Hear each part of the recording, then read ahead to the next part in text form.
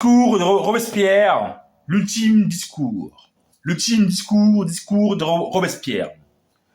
En voyant la multitude des vices que le torrent de la Révolution a roulé pêle-mêle, avec les vertus civiques, j'ai tremblé quelquefois d'être souillé aux yeux de la postérité par le voisinage impur de ces hommes pervers qui se mêlaient dans les rangs des défenseurs sincères de l'humanité. Mais la défaite des factions rivales a comme émancipé tous les vices. Ils ont cru qu'il ne s'agissait plus pour eux que de partager la patrie comme un butin, au lieu de la rendre libre et prospère. Et je les remercie de ce que la fureur dont ils sont animés contre tout, ce qui s'oppose à leur projet à tracer la ligne de démarcation entre eux et tous les gens de bien. Mais si les Verts et les Catalinas de la France se croient déjà assez avancés dans la carrière du crime pour exposer sur la tribune aux harangues la tête de leur accusateur, j'ai promis aussi naguère de laisser à mes concitoyens un testament redoutable aux oppresseurs du peuple, et je leur lègue de ce moment le pauvre et la mort. Je conçois qu'il est facile à la ligue des tyrans du monde d'accabler un seul homme, mais je sais aussi quels sont les devoirs d'un homme qui peut mourir en défendant la cause du genre humain. Peuple, souviens-toi que si dans la République la justice ne règne pas avec un empire absolu, et si ce mot ne signifie pas l'amour de l'égalité et de la patrie, la liberté n'est qu'un vain nom.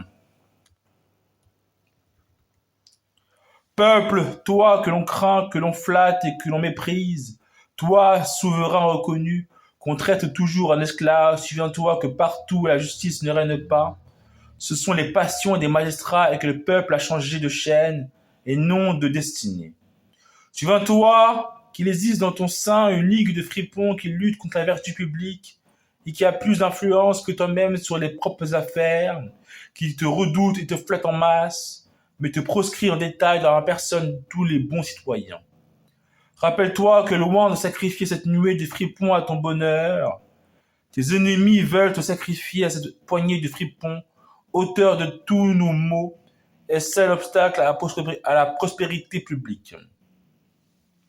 Sache que tout homme qui s'élèvera pour défendre ta cause et la morale publique sera accablé d'avanie et proscrit par les fripons. Sache que tout ami de la liberté sera toujours placé entre un devoir et une calomnie. Que ceux qui ne pourront être accusés d'avoir trahi seront accusés d'ambition. Que l'influence de la probité et des principes sera comparée à la force de la tyrannie et à la violence des factions. Que ta confiance et ton estime seront des titres de proscription pour tous tes amis. Que les cris du patriotisme opprimé seront appelés des cris de sédition, et que n'osant t'attaquer toi-même en masse, on te proscrira en détail dans la personne de tous les bons citoyens, jusqu'à ce que les ambitieux aient organisé leur tyrannie.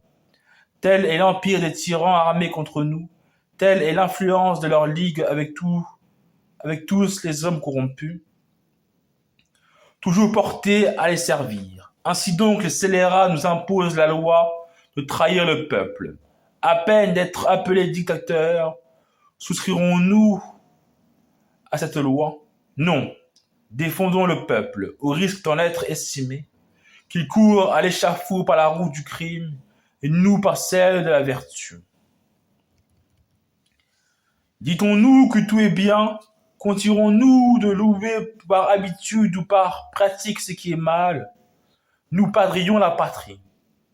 Révélerons-nous les abus cachés? Dénoncerons-nous les traîtres? On nous dira que nous ébranlerons les autorités constituées, que nous voulons acquérir à leurs dépens une influence personnelle. Que ferons-nous donc? Notre devoir. Que peut-on objecter à celui qui veut dire la vérité et qui consent à mourir pour elle? Disons donc qu'il existe une conspiration contre la liberté publique, qu'elle doit sa force à une coalition criminelle qui intrigue au sein même de la Convention, que cette coalition a des complices dans le comité de sûreté générale et dans les bureaux de ce comité qu'il domine, que les ennemis de la République ont opposé ce comité au comité de salut public et constitué ainsi deux gouvernements, que des membres du comité de salut public entrent dans ce complot, que la coalition ainsi formée cherche à perdre les patriotes et la patrie, Quel est le remède à ce mal? Punir les traîtres, renouveler les bureaux du comité de sûreté générale, épurer ce comité lui-même et le subordonner au comité de salut public. Épurer le comité de salut public lui-même, constituer l'unité du gouvernement sous l'autorité suprême de la Convention nationale, qui est le centre et le juge, et écraser ainsi toutes les factions du poids de l'autorité nationale, pour élever sur leur ruine la puissance de la justice et de la liberté. Tels sont les principes, s'il est impossible de les réclamer sans passer pour un ambitieux. J'en conclurai que les principes sont proscrits et que la tyrannie règne parmi nous. Mais non que je doive les taire, car peut-on objecter à un homme qui a raison et qui sait mourir pour son pays? Je suis fait pour combattre le crime, non pour le gouverner. Le temps n'est point arrivé où les hommes de bien peuvent servir impunément la patrie. Les défenseurs de la liberté ne seront que des proscrits tant que la horde des fripons dominera. Vive la France, vive Robespierre!